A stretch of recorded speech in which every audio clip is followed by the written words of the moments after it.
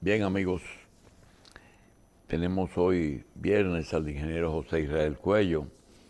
Quisiéramos aprovechar para todas esas personas que desean dar a conocer al ingeniero cualquier documento, que aunque realmente existen los emails, nosotros les recomendamos que cuando sea algún trabajo extenso, pruebas, cosas que nos mandan, lo manden a algo que ya pasó de moda, pero que yo le doy uso, que es el apartado postal. P.O. Box. Michelle no le gusta, dice que están los emails. Apartado por cualquier cosa para el ingeniero Cuello, para nosotros, pues revista 110, apartados postales 456 y 528.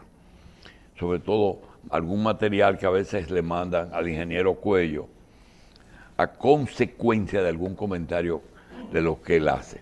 Le damos la bienvenida al ingeniero y queremos primero, como decía el ilustre Perínclito de Navarrete, sean mis primeras palabras por la visión que ha tenido el ingeniero de cuando todos le decíamos que estaba soñando por el tiempo que faltaba con la utilización del hidrógeno.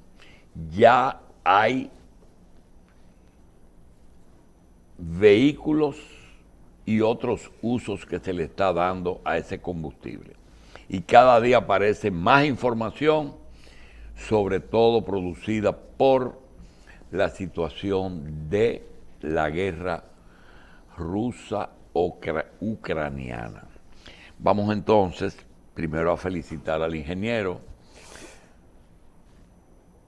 porque ha estado hablando del hidrógeno y ya el hidrógeno parece ser que se va a comer hasta el gas natural. Buenos días a todos. Sí, la Y evolución sobre todo algo que tú dijiste, es que no depende, solamente depende de una inversión, pero no se depende, por ejemplo, de los productores de petróleo. Eso era un grupo y los consumidores de ese. un grupo que lo único que aportaron fue tener la suerte de que muchísimos siglos para allá Ahí se le murió un dinosaurio en el pedazo. Sí, es lo único mérito que tienen los árabes. Y todo, Venezuela. todo eso es orgánico. Fue orgánico en principio. Sí, todo, combustibles fósiles, son fósiles. Son pájaros de esos grandísimos que se murieron. Sí. Tiranosaurio Rex, una cosa así. Dichoso el que tuvo la suerte de tener eso ahí abajo. Pero han hecho con esa riqueza cosas desastrosas. Venezuela está pasando necesidades, siendo la mayor reserva petrolera probablemente del mundo, con ríos enormes que en algún momento llegaron a suministrar el 70% de su energía eléctrica. Porque todos los combustibles, José, tienen un pro y un contra. Por ejemplo, hay un cártel del petróleo. Ellos suben. Mira, ahora mismo Estados Unidos dispuso liberar un petróleo que ellos tienen de reserva. Pero el aire y el agua es la mejor porque es 24 horas y es corriente, pero el aire y el sol, el problema era la acumulación, los acumuladores. El gas natural es que es comprimido y es de petróleo, ¿verdad? Es de, Sí, es un derivado de pero fósiles. este del hidrógeno está en todas partes. Eso es simplemente ponerse a trabajar ya. Y es más, hay países que ya están instalando generadores, productores de hidrógeno y generando con hidrógeno. Y así como los que tienen grandes capitales tienen la visión de la inversión. Por ejemplo, cuando aquellos famosos ricos se pusieron de acuerdo con sus gobiernos y decidieron planificar el mundo para que no siga comiendo tanto, no lo pudieron hacer variando la dieta y eso, y lo que hicieron fue planificar la reducción de la población. Pero vieron que le estaban dando trabajo y ahora lo que han hecho es comprar tierra para cultivar y producir comida para toda esa gente. Es decir, que me dice que en Estados Unidos Gates y esa gente son terratenientes. Porque no tienen dónde meter los cuartos. No tienen, exacto. Puede ser que ahora los petroleros se metan en producir las plantas que convierten, que producen hidrógeno, para vendérselo a los países. Mira, en el sector energético hay dos reacciones respecto de eso. La reacción profesional, químicamente pura, de empresas como tales, que no evaden el desafío y puede que cruzan, y los que se arraigan a un método, a un recurso. Esas son las dos actitudes, no hay intermedias. Y ya se ha determinado si es del agua o es del aire, que sería más económico. No, El hidrógeno. se puede sacar de las dos maneras, y habrá usos indistintos. El que tenga más aire, el que tenga más humedad en el aire, tal vez lo puede conseguir en el aire. El problema es que el agua es limitada. Pensar en el agua, como en el agua blanca, en el agua potable de la superficie terrestre, es inútil. Eso apenas es el 3% del agua total. El 97% del agua está en el mar. Pero esa tiene hidrógeno. Tiene hidrógeno también, Sí. pero tiene sales. Bueno, ahí Entonces hay que hacer un primer proceso de para desalinizar. separar las sales. En eso el país que va a la vanguardia es Israel. Porque cuando ellos se plantaron allá a partir de la Segunda Guerra Mundial, ya en firme, tuvieron que enfrentar ese problema, porque Israel no tiene agua. Y ellos son los que más han avanzado en la desalinización del agua como una cosa normal. Y esas islas pequeñas, José, como Tortola, Curazao. no, las que están en el norte de Puerto Plata, Todo el mundo, Caicos. Turca y Caico, esas tienen plantas desalinizadoras y eso no es costoso. sí es costoso, pero eso va a bajar mucho de precio. Ahora, cuando se divulguen los avances que han tenido algunos países en la experiencia necesaria, eso va a bajar. Pero esas islas han hecho eso porque no tienen otros recursos para el agua del consumo normal. Pero ya tienen un avance frente a otros como nosotros que no han tenido necesidad de desalinizar. Bien. Aquí se pensaba llegar a la desalinización en la medida que crecía la demanda de agua potable. Pero ahora hay que llegar a la desalinización para la energía.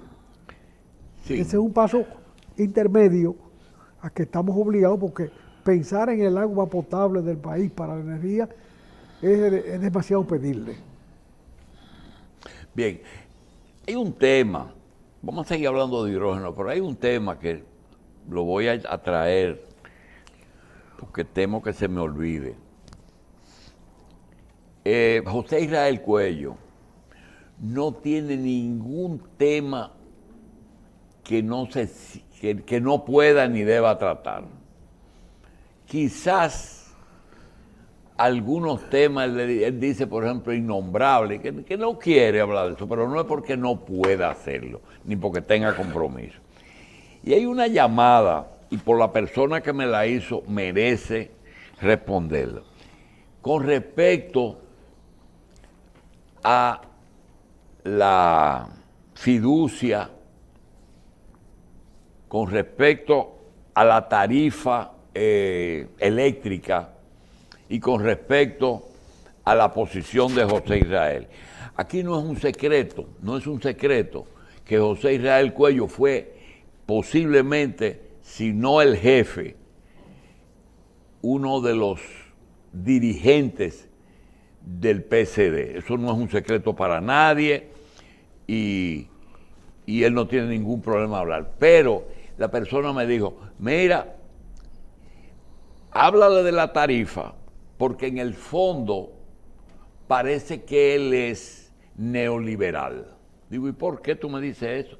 Dice, porque va a ver que la figura esa de la fiducia, donde la pusieron, la han tenido que desmontar para poder bajar la tarifa. Y aquí poner esa figura va a producir un aumento escalonado de la tarifa. Digo, pero espérate, la tarifa y neoliberal, ¿de qué tú me estás hablando? Le digo a la persona, me dice, que él posiblemente piense que la privatización abarata y la competencia barata, y no siempre es así. José, desenrédale ese bollo a ese tipo, amigo. Digo, pero él debe saber, porque sabe mucho. Sí. Evidentemente sabe mucho que yo soy la primera víctima del neoliberalismo. Sí. ¿Eh? A mí me votaron de un programa neoliberal. Sí, seguro. ¿Eh? El que buscó un nombre llamado triálogo fui yo. Sí, pero dale un chin para atrás, moderno. Moderno, triálogo. Bueno, sí, esos son Y demás, primo sí, hermanos. eso era, primo era hermano. la génesis del otro. Cuando uno tiene que reciclarse, Sí, bueno, tiene que reciclarse, más nada, reciclarse. sí, porque el mundo se recicla. El mundo se recicla permanentemente. El que no se recicla también Se queda. se estanca. El asunto es que en ese proceso de reincorporación a la vida normal, que significó romper abiertamente con cosas que no sustentaba, bueno, acepté la mala compañía de alguna gente. Y un día me votaron. La primera víctima del neoliberalismo fui yo, este que está aquí. De más que no me digan neoliberal porque no te pega. Estaba buscando un punto de avenencia. Sí. De mejores escuelas me han votado. Vamos a salir del problema del neoliberalismo. José, la tarifa. Mira, la tarifa es un tollo hoy en este país. Un tollo. Primero, porque no se ha cumplido en ningún momento con la tarifa variable que invocó el neoliberalismo cuando se apoderó del sistema eléctrico. Y hay que decir, hay que reconocer que en la generación se ha tenido éxito, porque se han hecho inversiones que eran imprescindibles y se han hecho a tiempo en la mayoría de los casos. El único gran error de esa, bueno, no el único, ahora recuerdo que hubo lo de Unión Fenosa también, que fue penoso. Pero un gran error fue que el Estado se metiera a invertir en Punta Catalina. Eso no tenía sentido, no tuvo sentido. Falsearon las licitaciones, se inventaron un concursante virtual como referencia, porque habían reducido todo para que los brasileños hicieran la planta. La hicieron y ahí están los resultados. El Estado si se quitó de arriba la generación, ahora está menos preparado para manejar generación que antes. Porque antes el grueso de la gente que trabajaba en producción eléctrica era de una empresa estatal. De manera que estaba construida una cierta infraestructura humana. Ok, pero para complacer a otro, que posiblemente sea yo, ¿por qué no lo hicieron 10 años antes, si todo eso estaba planeado para que el sector privado lo hiciera? Mira, la última licitación que se hizo aquí virtuosa para producción de energía eléctrica fue la que ganó AES y la hizo el gobierno de Hipólito Mejía. Desde entonces lo que se ha hecho es chapucería, improvisación. AES fue quien introdujo el gas natural. En su momento era lo adecuado. Y eso significó una renovación de todo el sistema energético dominicano, porque de más en más se fue generalizando la solución. Y se fue avanzando hacia combustibles que rendían más. Siendo fósiles también, que rendían más porque el precio era más estable, porque no solamente que era menor, sino más estable en la misma generación. Pero eso que tú estás diciendo, que coincide con lo temprano que tú hablaste del hidrógeno. Nosotros tenemos grabaciones ahí, más de 10, que tú decías. Hay 2 problemas con Catalina. Eso está hecho y eso hay que usarlo ahora. El proceso de si debió hacerse, de que pudo haber sido y no fue, de que se robaron, es un proceso aparte, pero Sí. eso hay que usarlo. Ahora que nosotros tenemos generadores privados, Catalina en manos del Estado, necesidad de comenzar a ampliar la producción y una tarifa, porque lo que yo quiero como consumidor, yo lo que necesito es 2 cosas, luz y que no me la vendan muy cara. Más nada, los otros son problemas de tipo administrativo, de por dónde es, si es privado o público. Ahora, esa tarifa que se va a incrementar cada día, ¿cómo tú lo ves? Fíjate, como resultado de ese fenómeno de la privatización de la producción energética, nosotros tenemos una situación con la que estamos conviviendo irresponsablemente desde entonces. El resultado fue que la generación tiene garantizado garantizada su rentabilidad. No es que los generadores están en manos eficientes, no, pero ellos suplen la energía. Pudieran rendir más y pudieron haber avanzado más tecnológicamente. Hay muy pocos, por ejemplo, que hayan puesto la vista hacia los combustibles necesarios de cara a los próximos consumidores. De múltiples informes que uno pasa permanentemente por las redes sociales, creo que hay una sola empresa, y no tengo por qué mencionarla, que se ha interesado en conocer y ya ha asumido por sí misma la investigación y el trabajo en ese sentido, hacia combustibles nuevos, no solo el hidrógeno. Pero ellos tienen garantizada su rentabilidad, porque el gobierno garantizó que asume las pérdidas. Cuando el mismo gobierno de Hipólito Mejía, que tuvo el acierto de una licitación clara y diáfana que dio lugar a que AES metiera un dinero y instalara la primera planta y el primer depósito de gas natural en este país, esa misma empresa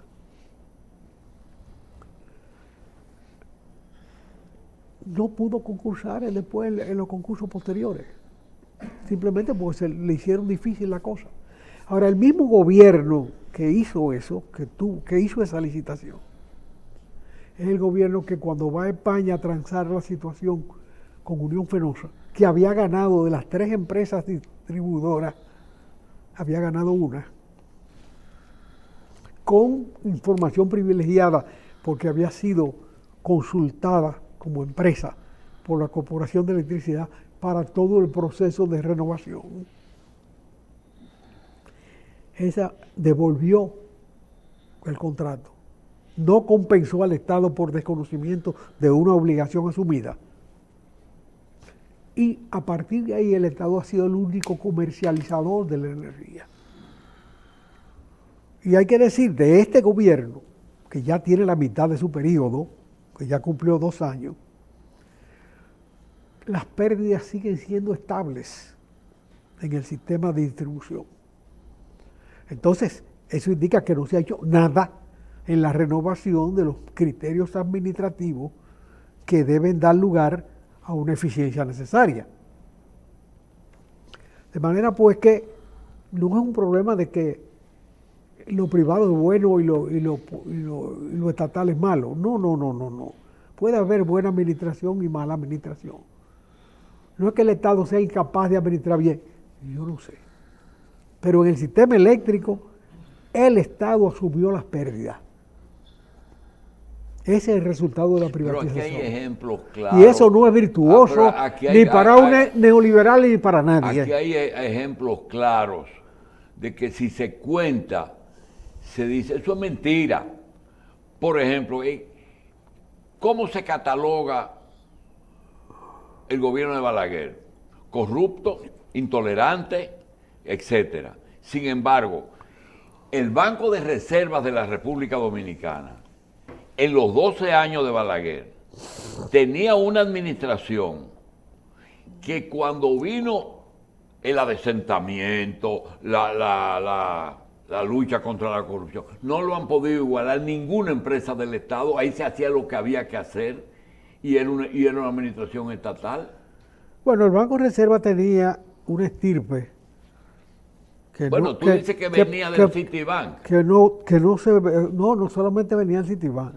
El primer administrador que llegó al Banco de Reserva, que no tenía carrera bancaria, fue en los gobiernos PRD. Periche, el primero. Todos los otros venían de la banca.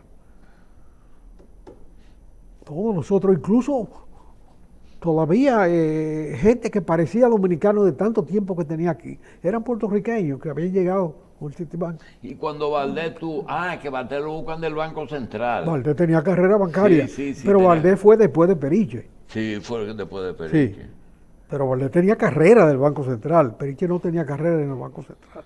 Periche fue un excelente funcionario público, además. Ahora, el Banco de Reserva, recuérdate que tuvo que alimentar de talento a una banca privada que surgió después de la muerte de Trujillo. Seguro. ¿Eh? Yo te puedo mencionar Pero que los oficiales del banco, incluyendo a Rodríguez Chavarría, vinieron de reserva. El Popular se creó con el Banco de Reserva. Pero es que era el único que formaba personal. El Caribe periodistas y el Reserva banquero. Eso se estableció, claro. Sí, había que haber trabajado en el Caribe. Sí, pero- sí, ahí aprendieron. Salió Molina, el otro. Rafael Herrera trabajó en el Caribe. Director del Caribe muchísimos años. Sí. Él y Orne se alternaron antes ahí. Bien. En la pre-prensa libre. Un tema. En esta semana, en el sábado agropecuario, se habló del nacimiento de los ríos y se ha planteado muchísimo el agua que se desperdicia en el arroz y que hay que modificar la irrigación de esas cantidades de tareas de tierra que se desperdicia con el agua. Y me dice un tipo de los que no son muy académicos, me dice, pero ven acá, háblame del Yuna, porque el del Nizao tengo otra cosa que decir. Así que se llama el Nizao, el del Baní. sur. Pero háblame del Yuna. El Yuna nace allá arriba, atraviesa muchas provincias. La última provincia que se irriga y se desperdician es María Trinidad Sánchez y un poco de Cotuí. Perfecto. Ahora dime, si se le fuera a dar otro uso a esa agua, que no sea desembocarla de una vez ahí en la bahía de Samaná, que se dejen de pendejada, ¿y por qué no represan más ese río más arriba para aprovecharla en otras cosas? Yo no sé de lo que el hombre me estaba hablando. Me dice, porque todo el agua de ese río se vierte en el mar y se desperdicia. No es en el arroz que se desperdicia, es en el mar que se desperdicia. No, se desperdicia en el arroz porque el arroz consume mucha agua para producirse.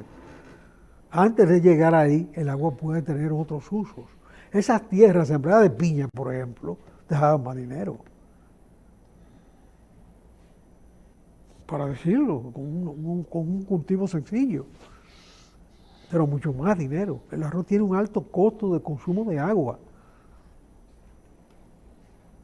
Y eso no me lo estoy inventando. Yo como arroz como todos los dominicanos, comen arroz. Ese es mi único contacto con el arroz. Y de- Pero el arroz es un cultivo oneroso para este país. Es decir, que en esa provincia se puede producir otra cosa. Y Oye, dejar el arroz. Y comprarlo donde más barato no lo venden. pero espérate, no. Se puede lograr un arroz. Se puede lograr un arroz que consuma menos agua. Más eficiente. Aquí ha habido arroz de secano. Quizá el costo del secano sea ligeramente más grande, pero es preferible pagarlo más caro y usar la tierra mejor, si es necesario. A propósito de arroz secano, e insecticidas, plaguicidas y abono, que nos preparemos porque los efectos de la guerra, aunque se acabe hoy, no han llegado con respecto a esos renglones. Va a haber escasez de insumos agrícolas. No sé el mecanismo, José. Bueno, porque los mayores productores de los químicos que usan los fertilizantes son Ucrania y Rusia. Entonces, esos son los dos países más importantes del mundo. Hoy sí, pero es una Y no lo sabíamos, José. lo sabe todo el mundo. Los que no se han enterado son ellos. O los que se enteraron recientemente y pretenden yugular a la humanidad con Porque sus yo requerimientos. recuerdo que tú decías que ellos quizá en tecnología fina y terminada, que celulares no, pero que en industria masiva, en la industria pesada, ellos eran líderes, siempre lo fueron. No, Por lo menos para ellos. No, ellos siempre en materia prima. Sí. En materia prima ellos han tenido, porque son países inmensos, con grandes terrenos de diversa utilización y grandes recursos naturales en general. Pero eso es una economía primaria. Y ahí caemos en el caso de cómo este señor ¿Qué es economía Putin, primaria? o sea, la producción. La conversión de materia prima. O sea, en el productos nivel de industrialización de esos países, de electrificación, es muy bajo. No tienen el mismo nivel, no tienen relación con sus dimensiones. Porque la inmensidad rusa tal vez es el país más grande del mundo. Pero su papel en la producción mundial no es la más grande del mundo. Ellos han tenido aciertos tecnológicos, científicos incluso. Ellos abordaron el tema de la energía atómica en el mismo momento que lo abordó Alemania, que lo abordó Estados Unidos. Pero el primero que llegó a utilizar la energía nuclear para fines de cualquier tipo fue Estados Unidos con 2 bombas. Después se utilizó para muchas cosas. Pero esos países más o menos tuvieron alertas. Pero este señor ha pretendido, Putin, condicionar, al mismo tiempo, condicionar a Europa con el suministro de petróleo. Claro, las sanciones que le han puesto lo obligaron a improvisar. Pero él no puede poner condiciones, él necesita vender ese gas. Sí, pero él no sabía que él cuando decía tienen que declararse neutral, a mí no me penta la OTAN ahí, que venían esos jefes, porque yo supongo que cuando tú haces una guerra tú la planificas, José, Pero Rusia nunca le puso esa y los rusos no son Rusia nunca le estúpidos. puso esa condición. Perdóname, Que Rusia nunca le puso esa condición a ninguno de los países que se desprendieron de su dominio. podían ser de la Unión Europea, pero no de la OTAN. Todos son de la OTAN. Todos son, hasta Polonia, Checoslovaquia son de la OTAN. Que son de la periferia última a la que ellos asumieron después de la Segunda Guerra Mundial. Entonces, ¿qué va a pasar, José? Bueno, el que se la juega puede perderla. Y cuando se discute, ¿qué es lo que discuten? Cuando se sientan, cogen para China y para la India a discutir un problema de Europa, de Ucrania y de Rusia. Pero todos pasaron por Afganistán antes y perdieron todos. Perdió Inglaterra, perdió Rusia, perdió Estados Unidos. Lo que nos Sencillamente, interesa a nosotros, ¿tú piensas que puede haber 2 meses más de guerra? no sé cómo lo soportará la humanidad. Puede ser menos. Puede ser menos. Puede ser menos porque la humanidad está estrangulada por esa guerra. No somos nosotros nada más. Fíjate que Estados Unidos se pone de jetoso a decir, no se preocupe que yo mando gas natural para allá. Mando gas natural. Entonces, ¿el que está escuchando es Estados Unidos? Estados Unidos tiene está jugando con la dama, le tiene acorralada la dama a ellos, porque Estados Unidos es una economía que está fuera del terreno de la guerra. La única bomba que ha caído en Estados Unidos es la de la Torre Gemela. Las únicas. La única que ha caído en la historia. Y ellos han acumulado mucha riqueza con las guerras. Su moneda tiene la fuerza intrínseca de su gran producción. O sea, el dólar se acepta en todas partes porque el dólar puede comprar cosas. Con el rublo tú no puedes comprar nada. Entonces tú no puedes pensar que el rublo va a sustituir al dólar Pero si en ningún mercado. Ayer miden las economías. Estados Unidos número 1, China número 2, Japón número 3 y Alemania número 4. ¿Por qué Rusia no está ahí arriba? Por lo que estábamos diciendo, porque su economía es una economía de un capitalismo primitivo, inicial. La gran revolución rusa tuvo como resultado, no el socialismo, hay que decirlo. El socialismo fue la esperanza, la ilusión. El resultado neto de 70 años de llamado socialismo fue la construcción de la sociedad industrial, que es un criterio más racional para definir la evolución de los regímenes sociales. Esa revolución industrial que hizo Inglaterra en el siglo XVIII, que inició Inglaterra en el siglo XVIII, Alemania posteriormente y Estados Unidos inmediatamente. Esa revolución industrial se hizo en el siglo XX. Pero la sociedad industrial que hizo Rusia en esos del 17 en adelante, y la hizo, la está haciendo China hace 20 años. Sí, pero China comenzó por otro lado. ¿Por dónde? Digo, Mao cometió errores enormes. Mao habló del gran salto adelante y toda una serie de disparates. La gran marcha. Que lo que hicieron fue sembrar de hambre y desorganizar la sociedad. Pero cuando al fin el pensamiento Mao Zedong fue desplazado con él vivo, fue desplazado y sustituido por un criterio racional del desarrollo, lo primero que dijo Deng Xiaoping: ganar dinero no es delito. Gáneselo, robárselo es delito. Pero ganar dinero no es malo. Hacerse rico no es malo. Se puede convivir. Una tontería aparentemente. Pero ahí apareció primero un ancestro chino, porque China antes que nadie fue reino. Cuando Marco Polo viajó por allá, le trajo a Europa noticias sobre un príncipe que emitía papeletas. El papel impreso como papeleta lo hicieron los chinos. O sea, China tiene una cultura de más siglos. Monetaria, claro. Y de todo tipo. Entonces, una racionalidad en el manejo del poder le permitió a China dar el salto enorme. Sí, pero lo que yo nunca pude entender, y lo confieso, ¿verdad? Sin ningún empacho, China fue la génesis de la cultura. Y en matemática los árabes. Pero ¿y cómo ellos después echaron para atrás entonces? Los pueblos evolucionan e involucionan. Entonces esas dos áreas involucionaron. Esas áreas involucionaron. La muralla interrumpió, las murallas chinas interrumpieron la ruta de la seda. O sea, no. La muralla era un elemento protección. De protección. Pero nunca llegó a funcionar como tal, porque nunca se terminó. Bien. Mientras que la ruta de la seda era una ruta de comercio, de expansión. O sea, entusiasmado por la guerra, por el hidrógeno y por la tarifa.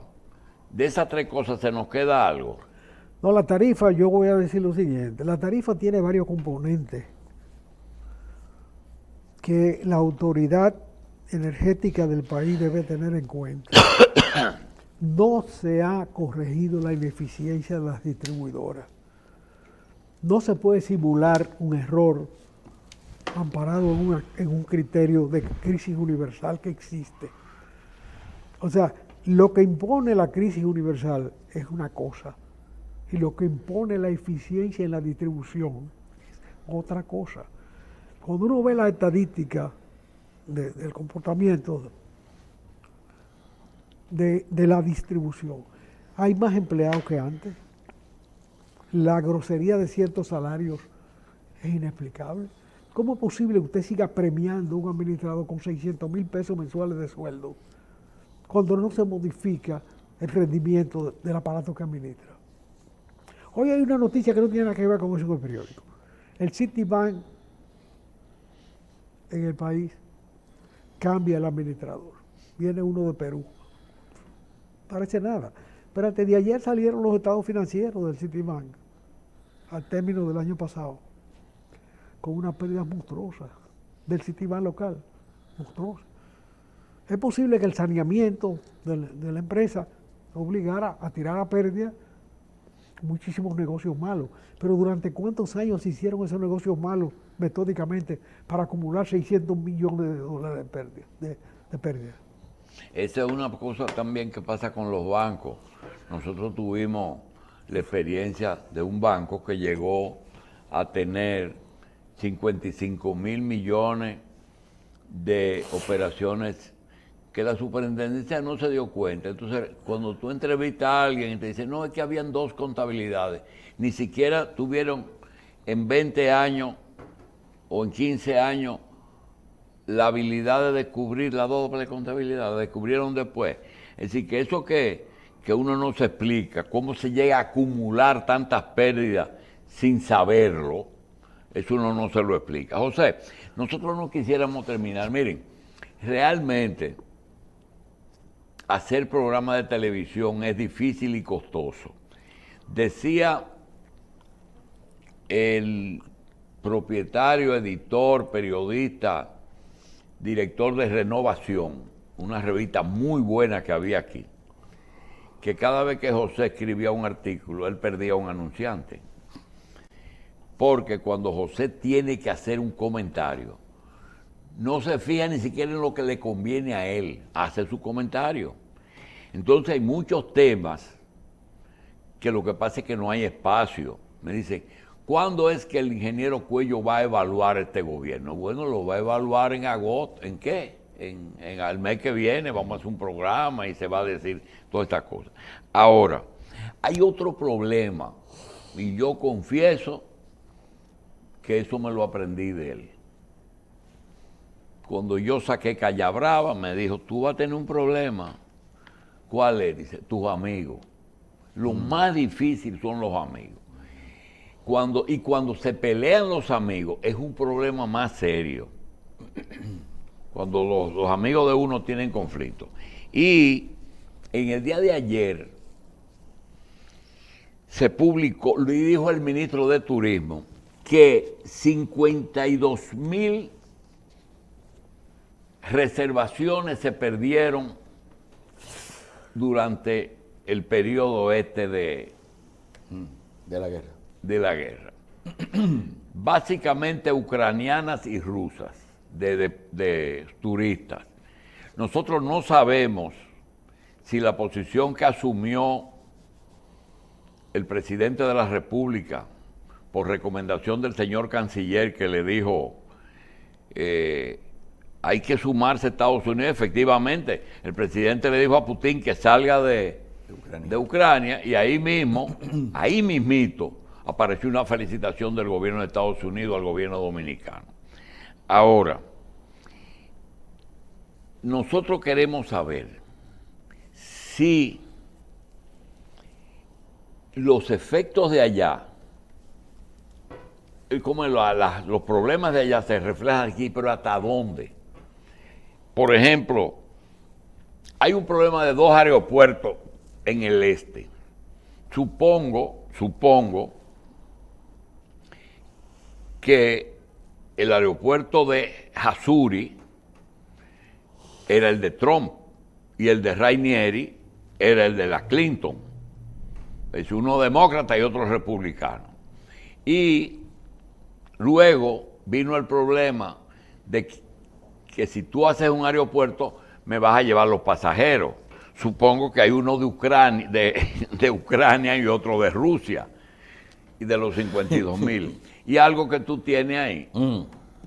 Bien, les mandan Dame uno. Les mandan desde España a usted, al ingeniero Cuello, El libro... Capcana, 2 osados aprendices de Donald Trump, de Miguel Ángel Ordóñez, te hace llegar ese libro. Recién salidito está, es la... Se lo voy a mandar a Abraham, que Abraham no lo tiene todavía. Aquí está. Óyeme, es que no se le puede pedir a Rusia y a Ucrania que manden turistas para ¿Perdón? acá. ¿Quién va a salir de turismo de Ucrania ahora? Sale con la mesa al caco. Igualmente de Rusia. Esos países que están en guerra, sencillamente ellos no pueden mandar turistas. José, y Ahora nosotros ese barco de que lo confisquen, un barco ruso ahí en el puerto de aquí. ¿Qué tenemos nosotros que ver con esta vaina? El que quiere tener una economía abierta, que la tenga abierta; el que la quiere tener cerrada, que la cierre. Pero no se puede tener las dos cosas. Si usted está abierto al turismo, usted tiene que entender esos problemas. Eso es buscándose lío. Ahora, si tú quieres turistas, no puedes pedírselo a Ucrania en este momento. No te puedes meter ahí. Tú le puedes dar asilo a los ucranianos de este país. Yo pienso que se trató con cierta cortesía a esa gente que se quedó atrabancada. José, siempre tú estabas diciendo como que las declaraciones no tienen que ver porque allá no dan tiempo de salir. ¿Quién va a coger y que para Santo Domingo a coger sol? José, yo me recuerdo el 24 de abril, yo vi a José Israel en un comando y vi a Narciso en un carro Riley con un fusil así, mientras vi a otro izquierdista en el Hotel Embajador coge un helicóptero, ¿verdad? ¡Amor, Julito! Se fue y se turisteó por allá muchísimo. Así tienen que haber muchos rusos y muchos ucranianos que dicen, espérate, yo no me voy a meter en esa vaina, yo me voy para Capcana o para Punta Cana. Bueno, tiene que tener recursos para hacerlo. Seguro, pero hay mucha gente con recursos. Y mira, otra cosa, y tú lo dijiste, porque tú criticaste muchas cosas cuando se suponía que tú eras disidente. Muchas cosas de allá. Es decir, que había unos ricos que estaban ahí abajito y nacieron el día de Gorbachev. No, esos estaban gordos ya. Eso subieron a Gorbachev. Sí, veo. Eso empujaron a Gorbachev al O tú poder. eres loco. No. Pero yo estaba desarrollando... ¿Y tú sabes qué crítica le hizo él a las informaciones? ¿Cuál? En un viaje le dice a un funcionario de la URSS en su buena... Sí. Dice, dígame una cosa, ese arquitecto que hizo TAS, ¿cómo se llamaba la cosa esa? Novosti. No, el otro, que no era Novosti. TAS. Oye, ese tipo es un arquitecto que transmite realmente la imagen de lo que construye. Sí. Y dice que el hombre se queda así. Dice, ¿por qué usted me pregunta eso? Dice, o porque eso es grande, pesado. Sí. No, pero ingeniero, ¿cómo, hasta qué punto? El edificio hablaba. El edificio mostraba la imagen de su contenido. Su alma. Sí. Pero, mire, ingeniero, a propósito del libro y los temas que tratan, y a propósito también de lo del yate, que un gobierno extranjero le pide al gobierno dominicano que agarre un yate de una nación a la cual le ha impuesto sanciones. Entonces, eso no es como, de cierta manera, ¿qué tan legal o legítimo es que un gobierno aliado nos pida a nosotros actuar en nombre de ellos contra una gente que ellos le tienen un No, bloqueo? porque se ha hecho en otras ocasiones, tan simple como es. Le pueden pedir a un gobierno que se dice autónomo, que se dice libre, que haga tal o cual cosa, cuando en otras oportunidades este país lo ha hecho. Yo no digo este gobierno, este país. Pero hasta ahora el barco está ahí, déjalo quieto. Pero el asunto es que necesariamente se iba a modificar, ya retomé la idea, se iba a modificar la relación de los turistas en un momento de guerra, necesariamente. Ahora, ¿cuál es la tónica que debió entenderse? ¿Tiene el país una política migratoria? No, Sí. no. Ni para despachar gente, ni para recibir gente. Tiene una emigración virtuosa que es capaz de compensar la balanza comercial de los Estados Unidos con sus envíos para acá. Eso es una cosa muy, muy virtuosa, altamente virtuosa. Pero tiene el Estado dominicano en sus diversas etapas, no este gobierno, alguna vez después de la era de Trujillo, que ya ha habido autonomía y capacidad de decidir, una política migratoria. La tragedia migratoria cubana, por ejemplo, se utilizó adecuadamente para recibir un núcleo fundamental de talento y capacidad cubana aquí en el país. No. Se pusieron a la cola de los Estados Unidos a decir que no. Y hasta familias dominicanas que se habían arraigado allá tuvieron dificultad para venir para acá. ¿Tuvo el país alguna política migratoria frente a la tragedia argentina o frente a los desastres de Brasil que han pasado después de la muerte de Trujillo? Pero no le da vergüenza a todos estos gobiernos que se dicen democráticos que Trujillo fue capaz de recibir judíos en este país, que América Latina ningún país los recibió. O fue capaz en la conferencia de Evian, el único país de América Latina que dijo yo recibo fue este. Ah, bueno, que Vigilio Trujillo se ganaba unos cuartos por ahí, que Rubirosa se ganaba todo lo que sea. Pero el Estado dominicano recibió judíos en este país. Da vergüenza que los gobiernos democráticos que surgieron de nuestra lucha, pues yo estaba ahí, no hayan sido capaces de definir una política migratoria con tanta tragedia migratoria que pudo significar para el país ventajas como lo significó la presencia judía, como lo significó la presencia española republicana en su momento. Eso es tan simple como eso. Si a esos ucranianos y rusos que se quedaron aquí agotados, se les dice, no señores, este es tu país, vamos a buscarle sitio, vamos a buscarle trabajo. ¿Ustedes quieren trabajar aquí? ¿Quieren quedarse? Quédense. No solamente se hace una labor humanitaria adecuada, lo que debe ser, el respeto a esa gente que estaba Pero aquí. Trujillo fue y lo buscó. Fue en el 54 y vinieron en el 55, José. No, pero es que ya él había cosechado el significado de la política migratoria adecuada. Ah, que lo hizo para compensar la matanza haitiana. Las razones no importan. Los resultados sí importan. Es verdad que la matanza haitiana se produjo primero, que Trujillo tenía un baldón arriba que probablemente lo indujo a ser más condescendiente. Y que sus funcionarios se robaron muchísimo cuarto. Conocí a una señora en Barcelona, siendo un muchachito acabado de llegar, que mandó todas sus joyas para acá a través de un cónsul dominicano. Y cuando terminó la guerra vino. Usted me entregó a mí eso. Yo no la conozco. Usted y perdió sus joyas. Bueno, pero lo que quería salvar era la joya, ella se quedó allá. Ella se quejaba de que esta señora le cogió la joya, porque otras que se subieron con la joya la tiraron del avión. Entonces había un avioncito que volaba de la Guerra Civil Española, sacaba gente desde Barcelona. Bueno, son cosas que uno vive, y que uno se asombra, pero lo cierto es que el Estado dominicano, en la era de Trujillo, recibió a los judíos y creó a Sosúa, y recibió a los españoles y creó el conocimiento en este país, porque la presencia de los republicanos españoles es una presencia de talento. Sí, trajo notable. Españoles, trajo japoneses, trajo y después judíos. Esa política se extendió, Y todo eso se extendió a los japoneses, a los españoles este en diversas instancias. Trajeron españoles para la agricultura de Constanza, que renovaron a Constanza.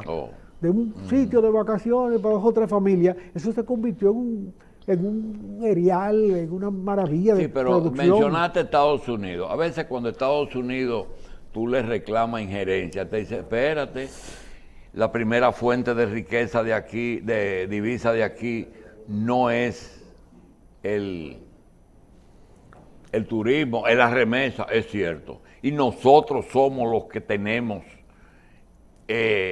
los dominicanos allá que mandan, sí. Y si tú les respondes, bueno, pero ellos aportan a Estados Unidos mano de obra. Te dicen, mano de obra. Ellos lo que hacen es que venden drogas. Digo, espérate, venden drogas porque ustedes consumen ese producto. ¿Qué cosa consume un joven dominicano? ¿Cuál es la esperanza de un joven dominicano que no tiene oportunidad de ir a la universidad. Jugar pelota y vender droga. Pues Estados Unidos esos dos productos los compra y los paga bien. Entonces no critique que se los mandemos. Sí, pero esa es una discusión no rigurosa, esa es una manera Pero de... se discute todos los días eso fuera de esto. Sí, pero bueno. Porque cuando tú le reclamas injerencia, que estamos metidos hasta aquí, ¿verdad? Pero yo veo la parte virtuosa del asunto, no veamos la parte perversa del asunto. ¿Y qué tiene virtuoso los dominicanos que van a Nueva York? No, los dominicanos que se van y se recuerdan de este país y se recuerdan de su mamá. Porque cuando ellos mandan dinero, no es al Estado dominicano que le mandan dinero. No, es a la casa Es a la casa. y a la comida. Pero además hay otros que mandan para invertir, porque han estado yo he Sí, conocido sí. aquí sentado Sí. gente que está invirtiendo aquí en un canal de televisión en Mao. Sí. ¿Y qué tú haces invirtiendo ahí? Un individuo que está ganando hoy $25 por hora en una factoría. Bueno, señores, como decíamos ayer, se quedaron muchos temas. Dame mi libro, Ese es suyo. que ya leí el prólogo y quiero que sepa que no es en contra de los azuris. No es en contra de los azuris, por lo menos el prólogo dice que lo que era malo era el maestro, que era Donald Trump. O sea, Donald Trump. Y en sus mejores sueños los hermanos Azuri habían podido imaginarse la resonancia internacional que estaban logrando para Cap Cana. El ambicioso proyecto inmobiliario y turístico situado en el este de la paradisíaca isla. El 22 de abril del 2007 consiguieron que se promocionase por todo lo alto en horario de máxima audiencia en la cadena NBC de Estados Unidos, concretamente el final de la temporada del exitoso programa The Aprendiz, que conducía su socio Donald Trump. Para complementar una inversión publicitaria brutal, que incluyó la compra de algún medio de comunicación en la República Dominicana e inserciones en el New York Times, esta familia dominicana de orígenes fenicios había fichado al mismísimo Trump como relaciones públicas. Era parte de un acuerdo de asociación rubricado en febrero. Oficialmente, Donald iba a desarrollar o construir junto con aquella familia una serie de promociones inmobiliarias en Cap Cana, etcétera, etcétera. Pero quisieron poner en práctica lo mismo que le estaba enseñando el maestro Trump. Pero dice muchas cosas. Pausamos, señores. Ingeniero.